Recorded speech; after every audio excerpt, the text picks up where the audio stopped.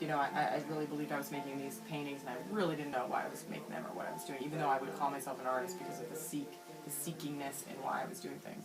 But now, with this big project, I see these as little cells, right? So every painting is an image all by itself, and they are gloriously beautiful. Yeah. I'm very proud of the work that's coming out of the show. And then, yet, in the finished piece, it's going to be all of them together, making one piece. And to me, that's like, that is paralleling us as humans and the cells that create us, and then us being the big organism, and then also us as cells, and us in our communities being a big organism, you know, and it could go on and on and on. So I believe my work I was going to be a doctor, and I loved looking at our microscopes as a kid, like obsessed with it. I just thought it was the most beautiful thing to look at cells.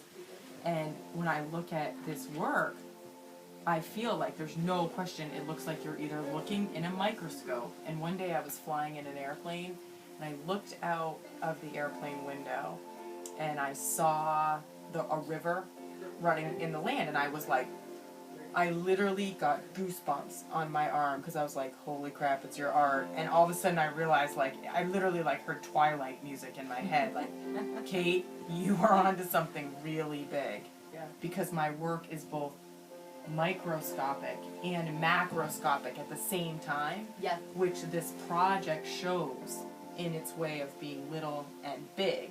Yeah. And it also shows, if you parallel it to your life as a human, both at the way you take care of your cells, like what do you feed it?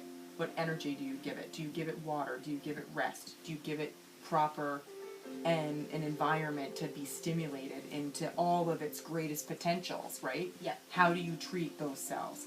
Do you allow them when they get into lower, ickier, not so fun frequencies? Do you have enough tools in your toolbox to click up to the point that you can create?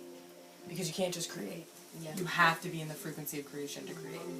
And can you do that? And I think that when you do honor those parts of ickiness and then acknowledge it, saying, I don't feel so great right now, how do I click up to these other higher frequencies we're creating?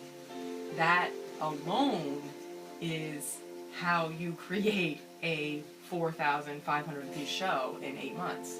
You have to watch everything you do in a way that is acknowledging it for what it is, which is not to label it good or bad, but to label it what it is, and then to make conscious choices about, if you don't want something, to get clear about it. Yeah. Say, this contrast is not what I want clarity like this, how do I get it? Boom.